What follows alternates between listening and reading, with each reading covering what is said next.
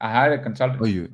Oh, wow. Yeah, Okay. Tell me a I little was bit too more. dumb, man. I'm not. Yeah, I'm not going to do it myself. Like I honestly, to this day and age, like I have no issues writing a check for a person who's got 10 years of experience doing it.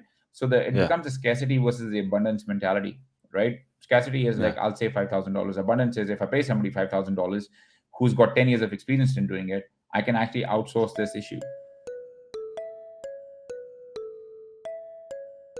Hello, e-commerce friends. Today I'm with an absolute legend in the e-commerce world. His name is Ronnie Teja. Ronnie has been around for a very long while. He has been speaking at different events, which are very legendary in the e-commerce world, such as the affiliate world. He was a speaker in Dubai and also in Barcelona. He also attended the e-commerce world global as a speaker, e-commerce summit in Africa. So he was traveling quite a bit around the globe here. And he is also an attendant and a speaker of the e-commerce Fuel Summit in Palm Springs. Personally, I think, Ronnie, I know you already, was it 2017 or 2018? I'm not exactly sure about the year, but it was at a Dynamite Circle event. And I remember us talking at the swimming pool. And this is how we bonded a few years ago. And now I have this opportunity to finally interview you here at this podcast. So welcome to the show. Oh, thanks, Marco. Appreciate it, buddy. Good to see you on the media front. Yeah, likewise. It's really great to catch up. I have a couple of questions that I would like to ask you today, also to get that the audience knows you a little bit better. Do you mind introducing yourself briefly? Sure. So my name is Ronnie Teja. I worked in e-commerce for what people call in older terms. So I've been around the e-commerce industry for about a decade now. So yeah, 2023. So it's a long time. So on January 1st, 2023 is when I launched my company. So I run a portfolio of 15 different websites. Branzio Watches being one of them, which is one of the primary sites that we run. And yeah, I mean, collectively, I have about 75 plus employees. We've grown from what was supposed to be a dream of mine to live on a beach in Thailand to something a lot larger than we'd expected. So super happy to be here with friends and moving forward. Just finished Affiliate World in Bangkok as one of the speakers. So yeah, definitely a pleasure to be here. Yeah, that's amazing. Wow, 10 years already. When I can ask you, when you can rewind back then, what was your impulse? How did you get started with this e-commerce journey back then? Was e-commerce always a dream of yours to get into? No, there was no such thing, to be honest. I mean, I wish there was a simple answer to this. I think there's a couple of things that compounded up for me. Number one was we were an immigrant family to Canada, so I'm an adult immigrant to Canada. I moved to Canada when I was about 23 or 24, and the first thing we did was we moved into somebody's basement. So there was a family of four living in somebody's basement for $500 a month, and I used to go and pick blueberries in the morning, early morning, like 4 a.m. And so I used to do that job in the morning, and in the afternoon I used to go sell radio door to door, which was another quite a Hmm. hard job. And because we couldn't afford a car, I used to use public transit, which is basically buses and everything else. The funny thing about it is the radio job that I had was working at an Indian radio station. So I used to basically go and hit up all the Indian shops in Vancouver, which is and Vancouver, like at that point in time, was quite a lot different than what it is now. So if you move to Vancouver now, I mean, you'll get a job straight off the Hmm. bat. But I think there was some form of I'd say not no, prejudice would be a strong word, but it also is one of those things where people would not necessarily recognize your qualifications if you were coming from a different country. So that led me to a situation of teaching myself online marketing. So I basically went on good old Google, Google Foo, and basically started reading up online marketing and how to do it. Yeah. Got my first job at HSBC. Got my second job working at Best Buy. Best Buy was quite interesting, very retail driven, very retail focused. So that's where I would say I learned most of my e-commerce marketing. The Hmm. idea is it's at 10,000 hours. So for about a year and a half, 2 years, my job at Best Buy was getting to the office at 8 a.m. and basically doing media buying, trafficking out Google campaigns, Facebook campaigns, etc., etc. So I'd walk in at like 8 a.m. and there'd be about like 10 different campaigns waiting for me to be done. And they had to be done by the evening. It wasn't like it Okay. was, here's a campaign and you just get done with. Tried a short stint in Australia. for working in marketing there. Didn't really work out just because personality didn't fit. Tall poppy syndrome. And after that I said, look, I'm working for myself. I'm making all these guys so much money. Where is Yeah. that opportunity to sort of take that bet on myself? And the long story short of it is, number one, I didn't want to sort of I didn't want to sort of die a poor man. I mean, I'm going to put it in black and white here. It's like it's the situation of there's financial stress on you and your family, wherein like we want, as an immigrant family, we wanted to have a house, we wanted to do all these other things, and the second thing was essentially myself, uh, being the personality that I have, I would probably not fit into any work culture, right? When I Yeah. mentioned the word tall poppy, it essentially is like I have a big personality, so it was a compounding thing of three different things, and I said, okay, well, let's take a chance, see how it works out. And somehow over the last decade, it's worked out for me. I'm lucky. That's always inspiring to hear for me personally when I hear such immigrant stories and how you go through all the struggle at the beginning. It's basically an entrepreneurship story by itself or an adventure by itself, and then you were leveraging the assets that you have, getting an inspiration from the Indian community, but then with the company that you worked in, and you got inspired and you worked yourself up. That's quite Yeah, we. remarkable. To be honest, man, like at that point in time, I had to go and borrow laptops. Like I had like those small laptops that was yay big, cost about $300. That's what I got out of my Yeah. first paycheck, and that's what I was able to watch all these videos on. It's very much entrepreneurship to utilize the resources that you have to try to get something to make an ROI there. And interesting also with your background as a media buyer, what we are doing here at Wonder Ad. So you know that segment, this discipline very much, but now you have a lot of other superpowers, as I call it, and we will talk about that as well in a bit. But before we do so, now you started, or 10 years ago you started Branzio. That's a watch brand. And what were your first steps into running your own brand after you got inspired? Like, hey, I can make those guys tons of money. I want to do it myself. Like, what were your steps after that? Well, the idea about brandy, if I tell you, people are gonna laugh at me. I read somewhere. I'm not even joking about this. I read in some magazine that the margins on quartz watches are like 60%, and I'm like, why the hell am I not in this business? Wow. And compounded with the fact that there were brands like Movement and a couple of other ones that were out there in the market, I said, hey, let's see how this goes. But the journey of entrepreneurship is not linear, right? There's a lot of bumps along the road, as you would also know, and as hopefully the audience also would see. So we Mhm. launched. So I didn't know much about sourcing. I said, oh, let's go source a product. Essentially went to Alibaba and tried to look at different things. Didn't really work out. Didn't really work out because 3 months into us coming up with a an idea for a brand. We had the designs done, we had the dials done, everything else. And then about a week before launch, somebody had launched a Kickstarter campaign with the exact same dial, exact same logo, exact same watch on Kickstarter, and I didn't know Mhm. who the hell this guy was. So I looked at it and I was like, "What happened?" So I didn't know much about IP protection and how Chinese guys would basically go in. They would be able to shop around your product to other folks, to the highest bidder Wow. essentially. And I was like, "Oh God, this sucks." So that was about $10,000 down the drain in sourcing and everything else. And you know what the interesting part is this. I read somewhere that the world's largest watch and clock fair happens in Hong Kong. So I booked myself a one-way ticket from Vancouver to go to Hong Kong.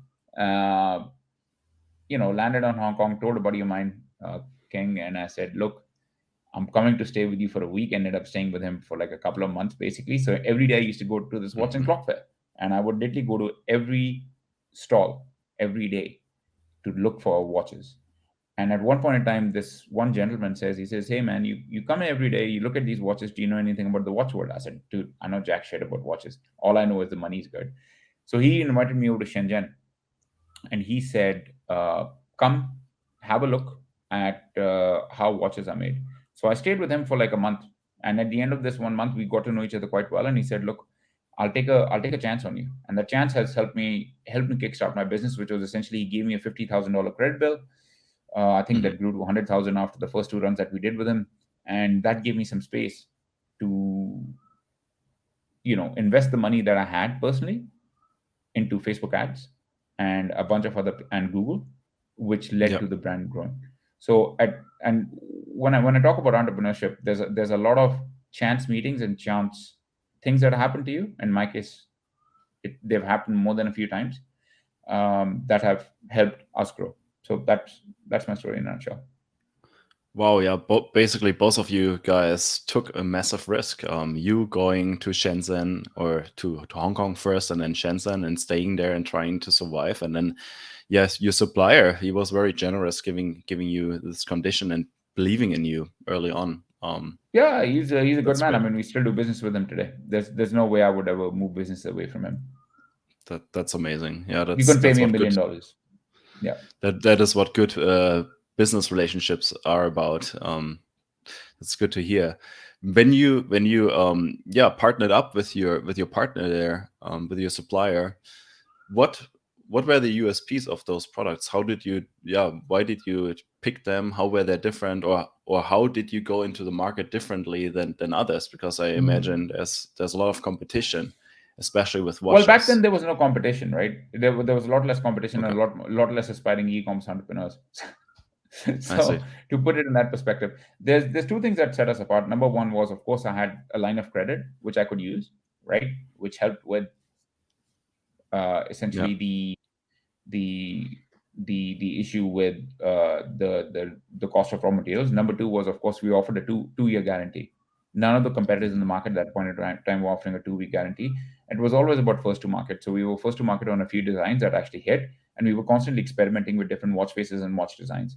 So over a period of time, we saw an escalation and a growth in terms of, so we would put about 50 models out, test out different models on Facebook ads, narrow them down to the top 3 or 4 sellers, put them on a pre-buy list, and then basically manufacture those models essentially. And those have actually helped out because at any point in time, we will use that same strategy on an email list. We'll say, hey, you get the first look into our watches. Here you go. Tell us which watch you like the best, and the watches with the most votes that we get are the ones we actually put into a production run. So Okay, we cool. actually crowdsourcing. Yeah, you're basically crowdsourcing, and so your concept, your principle is about testing a lot of products relatively quickly, right? Correct. Yeah. And for that purpose, you have been using Facebook ads when you get started. Is that still a channel Face are you continuing to test that with?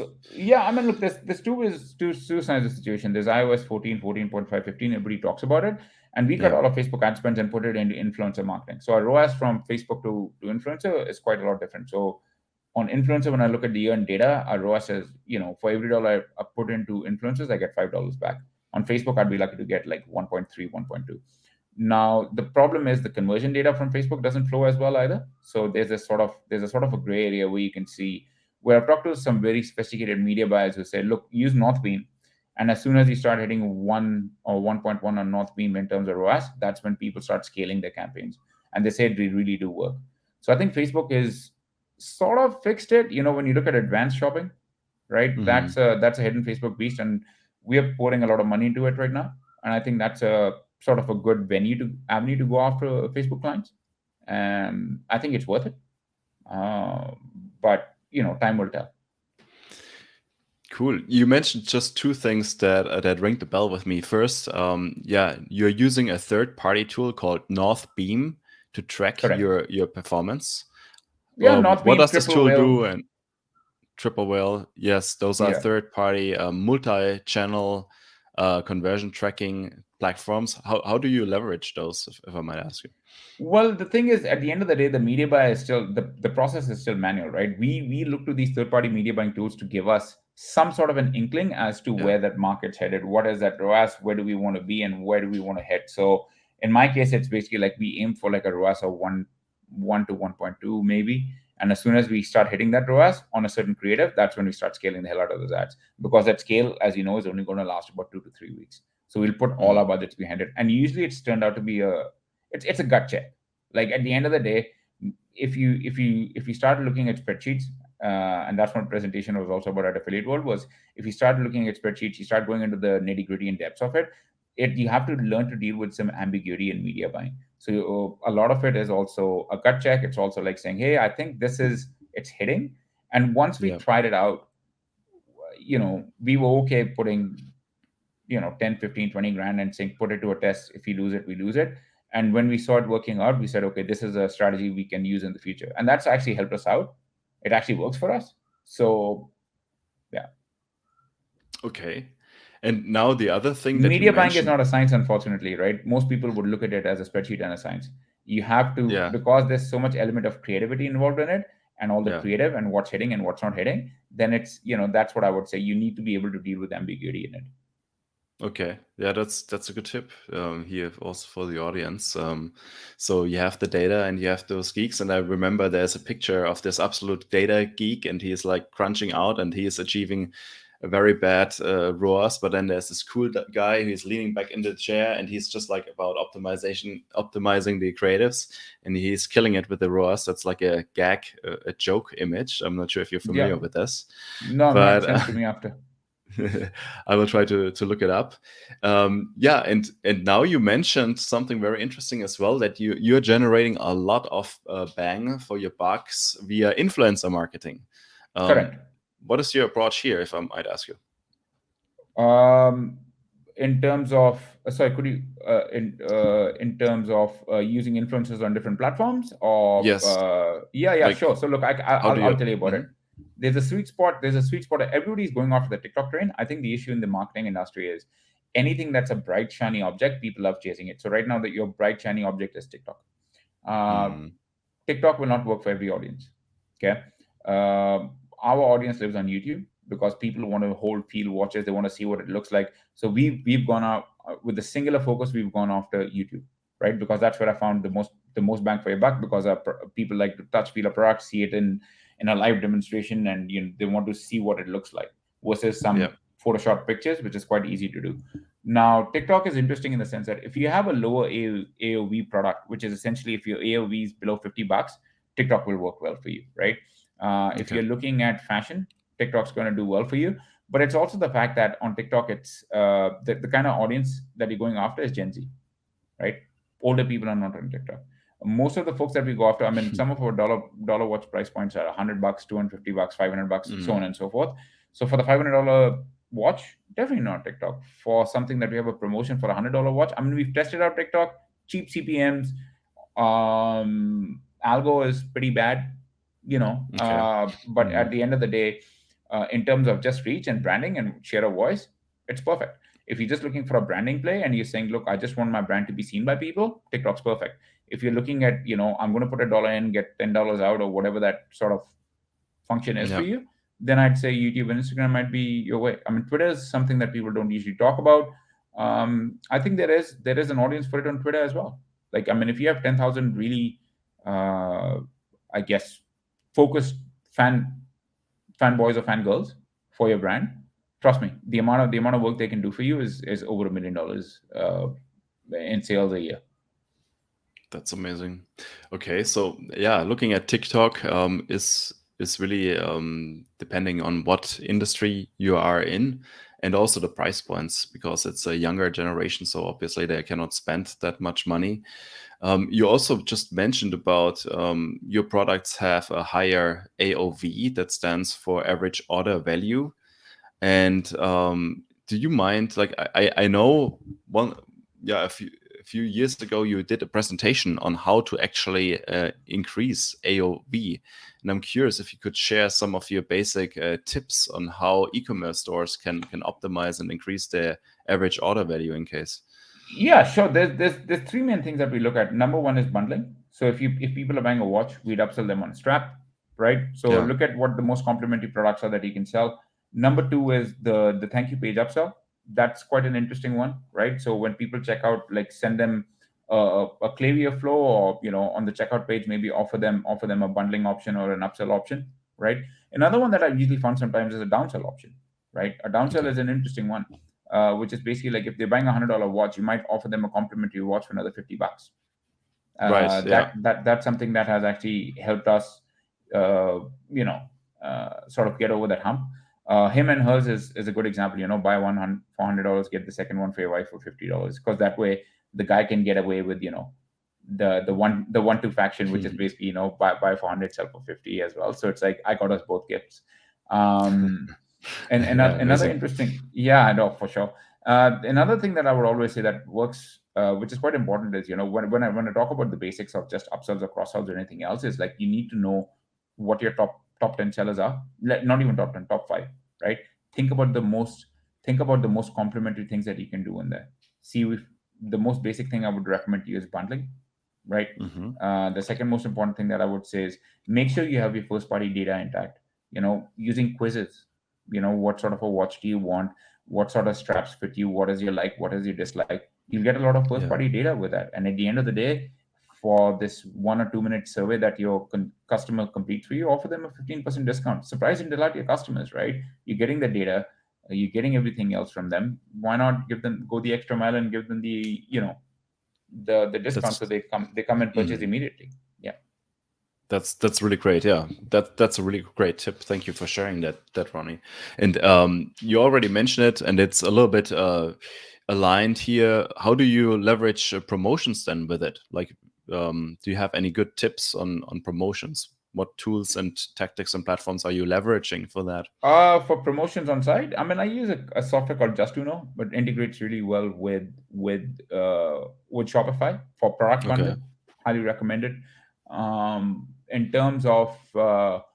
terms of email marketing software, you use Klaviyo. In terms of SMS marketing, we use a third-party tool called Attentive. All these guys are really good. In terms of quizzes, there's a really good and easy tool out there called Typeform. Highly recommend them. Excellent Hmm. at what they do. And you can use the email collection and the SMS collection from Typeform, and you can plug it into your Klaviyo SMS email and SMS email lists.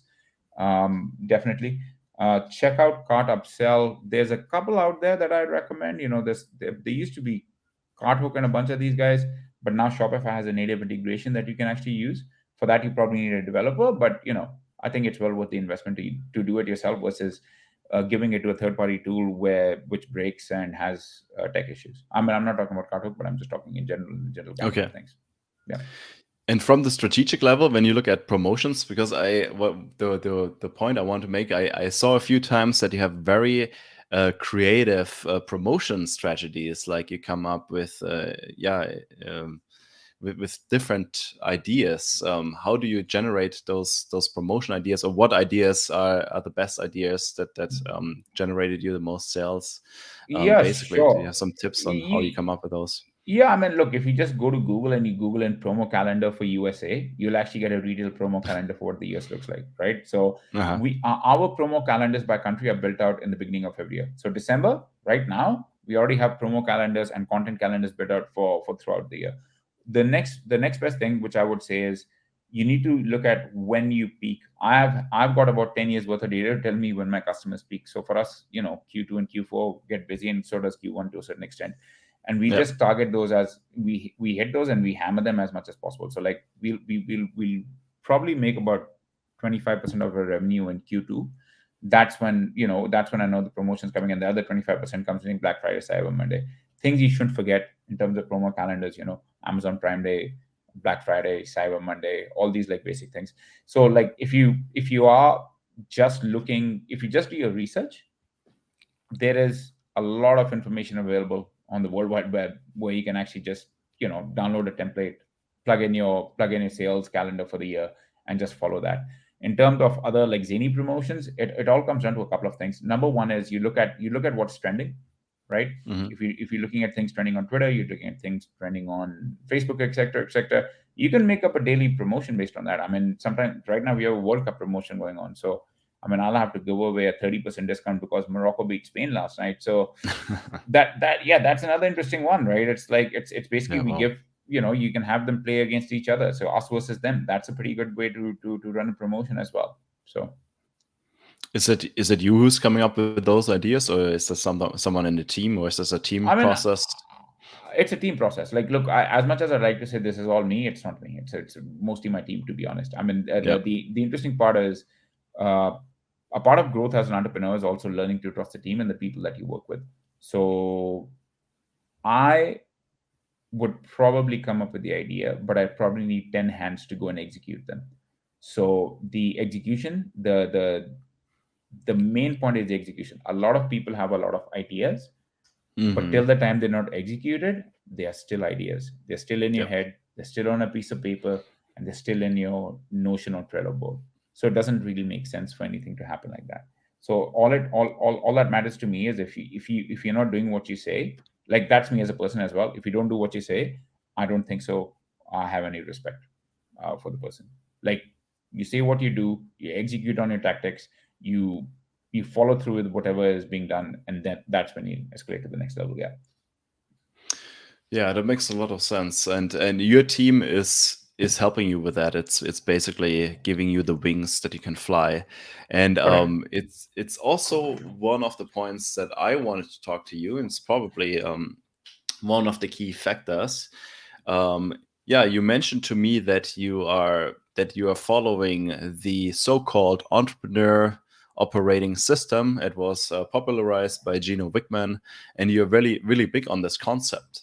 And I see you traveling the world. Basically, like now you're in Bangkok. Before that, you were living in Australia. You're originally from Canada, where you also visit a couple of times in a year, and India as well.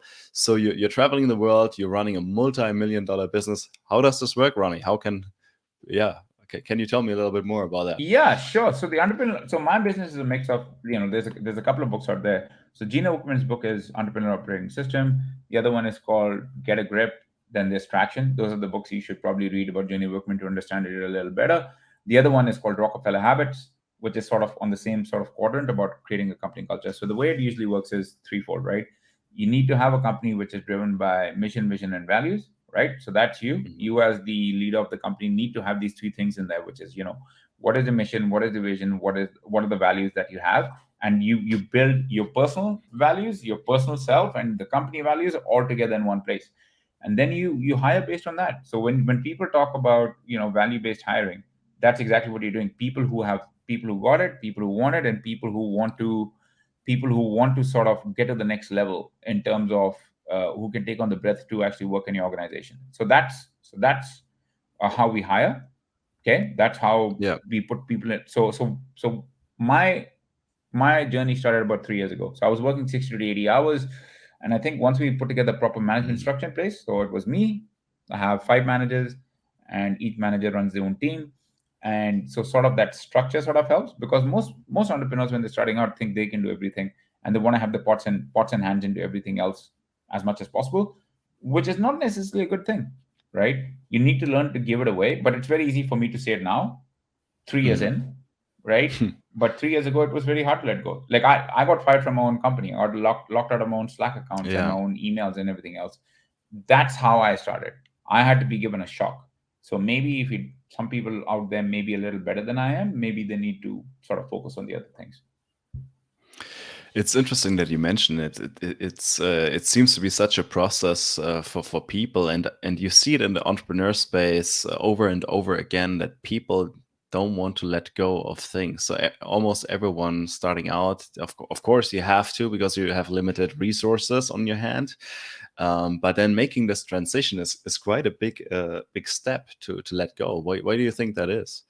I think it's your baby, right? It's like you started it, you want to have your hands in it, you want to do everything related to it. I get it. I mean, to this day, I still look at Google ads very closely because my background's in PPC, so or Facebook ads or Right. anything else. But it's also one of those things where I think it's an evolution of an entrepreneur. It goes back to what I Yeah. was saying, which is like your journey isn't linear. It's very jagged. It's gonna go up and down. There's a lot of like it's a rocking thing, a rocking graph, so to say. And what my 2 cents on the situation would be is, if you are focused on, you know, the it's a marathon, right? So Mhm. if you start looking at it that you're going to run about 26 miles, right? Then you need to position yourself in saying, I'm not going to go balls to the wall. The problem is the tech industry and all the sort of the guys that we look at today, which is guys like Elon Musk, guys like Steve Jobs, blah blah blah, 10 hours, 12 hours, they know what's going on, etc., etc. It's to an extent it's good for you, but to a very large extent it's also poisonous to the mindset of entrepreneurs, right? Because I was in that same mindset of, I would read all these books and I'd be like, Mhm. you have the imposter syndrome where you're like, why can't I build something as big as that, right? So Yeah. sometimes you have to sort of look inward and be like, this is where I am, and if I have to grow, then I'll grow at a 20% growth rate or 30% growth rate, whatever that magic number is for you, and then you achieve those goals and you move on to the next step. And as soon as you move on to the next step, you will sort of find yourself a lot happier. Comparison is the enemy of joy. I'm going to say it, and I'll say it again. If you start looking and comparing yourself, like on this interview, your listeners do to me, it's like, I'm 10 years ahead of you. So, the mountain seems bigger. I look at some people and the mountain seems even bigger. But I've just learned Right. to ignore it. I don't really care. Everyone has their own individual journey, right? And Correct. we have to Yeah, we have it's a to growth thing. It comes with age. I'm old. absolutely. No way. Cool. So you just laid out the system of the EOS in the book Traction by Gino Wickman. Correct. And what is the best way to get started with this? Like, obviously, reading the book. Does it have exercises? You talked about Well, I setting had a up a consultant. mission and value. Huh? I had Sorry. a consultant. I had a consultant. Oh, you. Oh, wow. Okay. Yeah, Tell me I a little was bit too more. dumb, man. I'm not. Yeah, I'm not going to do it myself. Like I honestly, to this day and age, like I have no issues writing a check for a person who's got 10 years of experience doing it. So it Yeah. becomes a scarcity versus the abundance mentality, right? Scarcity is Yeah. like, I'll say $5,000. Abundance is, if I pay somebody $5,000 who's got 10 years of experience in doing it, I can actually outsource this issue, right? So I found a guy. His name is Julian, like your middle name. So Julian runs a company called GNPB Consulting. He's a cool guy. So basically got him on board, and he basically is the guy who implemented this over 6 months, rearranged my whole team, reshuffled everything. He knows Wow. the playbook. Yeah. I would have had to reinvent the playbook myself. So, where do I focus? Do I focus on my business, or do I focus on putting EOS into the company? I was rather happy somebody else did while I focused on growing my company. So it's Makes the sense. Yeah. most likely when those issues happen, you need to look at the risk to reward, or the effort to reward ratio. My efforts were better spent in my company, in a company that I knew and how to grow. His efforts were better spent in on my team and helping my company grow. So That's a good one, Norani. Do you often work then with consultants? Do you also use them for other disciplines in your business or for other functions? no, mostly not. No, Okay. we've tried outsourcing, we've tried everything else, but now we just brought everything in house. Okay. So that was like one consultant who basically had a major impact for you Correct, since correct, implementing that system actually freed you up with a lot of time and made you correct. Yeah, I mean, it's not like but it freed me up with a lot of time to focus on what matters in the business, right? yeah. Yeah. It helps me think about strategy to drive my business. It helps. That is the most important part, right? My mind is my Yeah. most important asset in running a business. So if my mind is clouded with people's complaints every day of how do I Yeah. solve this, how do I solve for X, how do I do that, it ain't gonna Yeah. help. No. Yeah, I think a lot of entrepreneurs can relate, especially in the early stages when you get constantly swamped over by emotional things, like either your clients are yelling at you, your customers, or the employees. So it's a Yeah, fantastic position to yeah, be. yeah, and then everybody's emotional tampon, right? It's just it Yeah, essentially becomes one of those situations where it's like, what is it? What is my job here? Like, I'm not a counselor. yeah. I'm very clear cut. Yeah, yeah. I mean, when the True, time when the time when the time does come, you have to act like the counselor. But there's also things you can be a counselor for. Work related issues, absolutely. I am your go to counselor, no issues. But if you have problems at home, of course I can empathize with you. But my problem is, I've learned is like, when people put undue burdens on me, I'll just get demotivated. So I'm like, I can't really take it. So you have to set your boundaries. Like, what is the things you can help with? What are the things you can't help with? When I started out, Yeah. everybody had a sob story of somebody's dead in their home village, or etc. etc. And I've made those mistakes, and I don't make them anymore. Yeah, especially for emphatic people like us who really take care about people in general, then it can get too close to you as well, and that is very distracting for the business. Then, um, Correct. yeah, Ronnie. Besides the consultant, let's talk a little bit more about what resources inspired you besides of that. Because I just mentioned it in the intro here that I met you at a Dynamite Circle event. Dynamite Circle is a conference for location independent entrepreneurs, and they have a flagship event every October in Bangkok in the Conrad Bangkok Hotel. And yeah, it's a fruitful community. People come together, like-minded people, and so forth. And yeah, besides that, Ronnie, how did you leverage resources like this, or what other resources are you having on your hand in those 10 years of your journey? Well, there's a couple of things that I think I've realized at this point in time what my superpower is, right? My superpower is that I'm a connector, right? Essentially, what it Hmm. is like I'm able to connect with different people in any shape, way, shape, or place around the world. And I didn't know this till a friend of mine said, he says, "You're on a mission to get to know everybody in the world." Ha. And I said, "Oh, that makes sense." So through the organization, be it Dynamite Circle, be it EO Entrepreneurs Organization, which is like if you do about $1 million plus in revenue a year, highly recommend joining them.